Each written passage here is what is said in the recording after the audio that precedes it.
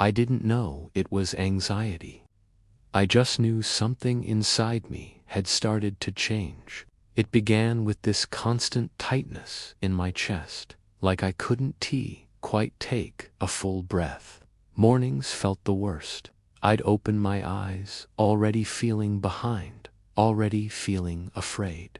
In public, I'd smile, I'd nod, I'd laugh at the right moments. But inside, I was spinning, overthinking every word, every expression, every silence. At night, I couldn't sleep. My heart would race at 2 a.m. for no reason. And when I tried to talk about it, I didn't have the right words. So I stayed quiet. I told myself, it's just a phase. It'll pass. But it didn't. And little by little, I stopped feeling like myself. I wasn't falling apart loudly. I was unraveling in silence. It wasn't a dramatic breakdown. There were no tears in public or midnight emergency calls. The moment I knew something had to change was painfully quiet. I had just finished brushing my teeth. A routine so small, so ordinary. But I caught my reflection in the mirror and didn't recognize myself. Not because of how I looked, but because of how lost I felt. The light in my eyes had dimmed. My shoulders were heavy with invisible weight. And suddenly, I whispered, this can't be my life. I wasn't in danger. I wasn't falling apart. But I was tired. Tired of feeling stuck. Tired of surviving when I wanted to actually live. That night, I didn't scroll my phone or push it away with distractions. I sat, I breathed, I cried, quietly, and then I picked up an old notebook. The first line I wrote wasn't profound. It simply said, I want to feel better. And for the first time in a long time, that small desire felt like hope. Healing didn't come from a miracle or a breakthrough moment. It came from small, steady steps. Steps I almost didn't notice at first. The night I picked up that old notebook, I kept writing. Not full pages, just fragments. I felt anxious this morning. I'm scared I'll always feel like this. But also, I took a walk today. I breathed through the panic. That's where it began. Honesty on paper. Not judgment, not perfection, just honesty. I started journaling every morning, even if it was just a few lines. I wrote what I felt, what I feared, what I was grateful for. And slowly, I began to understand my anxiety. It wasn't the enemy, it was a messenger. It told me when I needed rest, when I needed space, when I needed to be kind to myself. Then came breathing. I learned about box breathing. Inhale for 4, hold for 4, exhale for 4, hold for 4. At first, it felt silly, mechanical, but when panic crept in, it gave me an anchor. Just counting, just breathing, brought me back to the moment. Grounding techniques became my next quiet allies.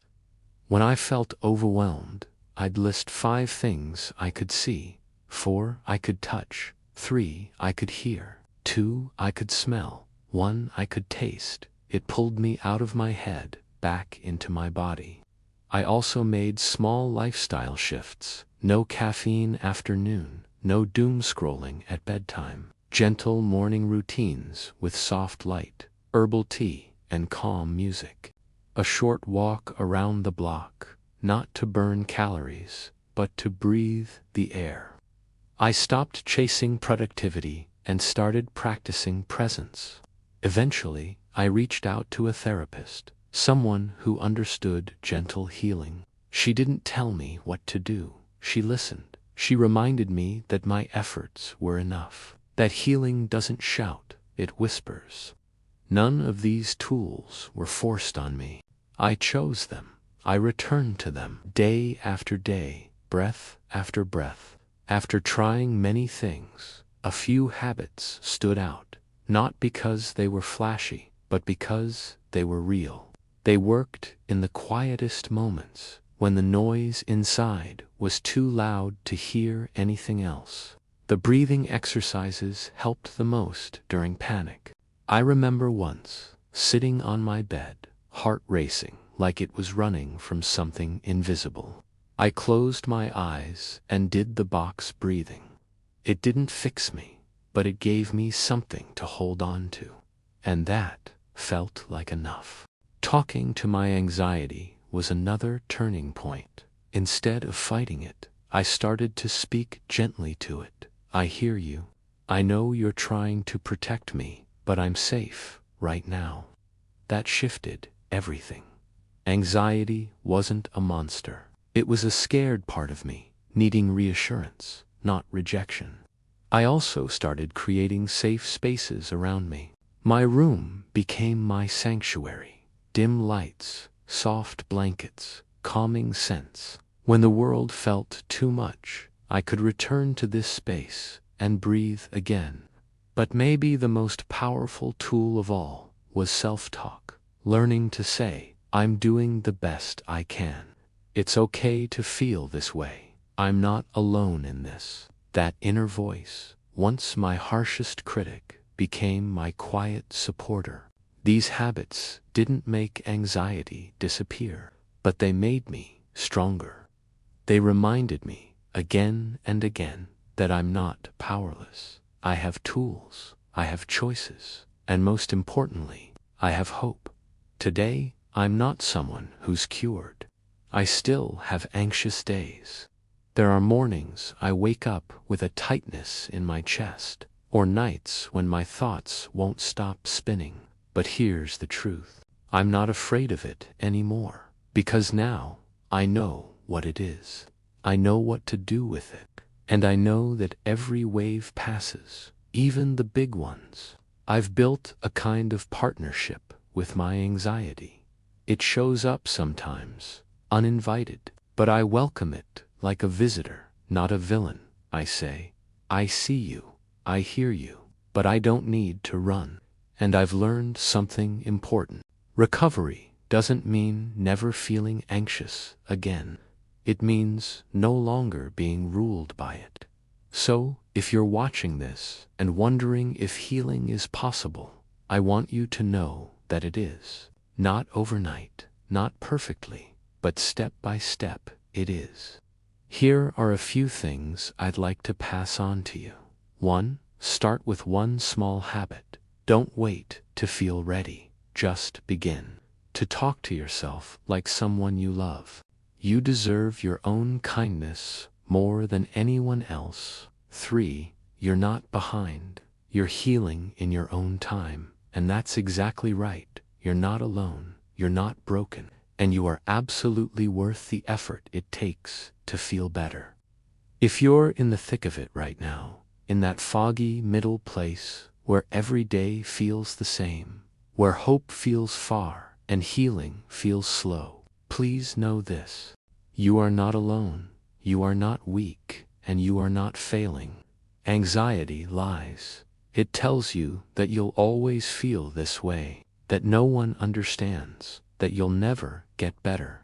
But healing isn't a light switch. It's a sunrise, slow, gentle, often unnoticed, until suddenly the room is bright. Every deep breath you take, every journal entry you write, every moment you choose rest over panic, it counts.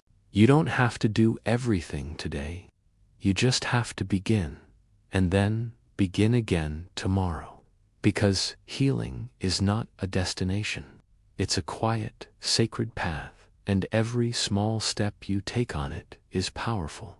Keep walking, even if it's slow, even if it's hard, because somewhere ahead, there's a version of you waiting, calmer, stronger, proud of how far you've come.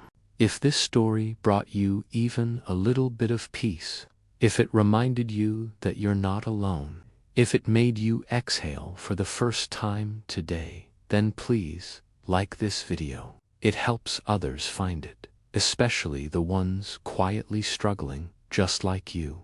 Share it with someone you care about. You never know who might need this exact message right now. And if you'd like more stories like this, subscribe to the channel, because the next video, it might be the one that speaks directly to your journey. This is a place for quiet healing, honest stories, and soft strength. You're welcome here, exactly as you are. Until next time, take a deep breath and take care of yourself.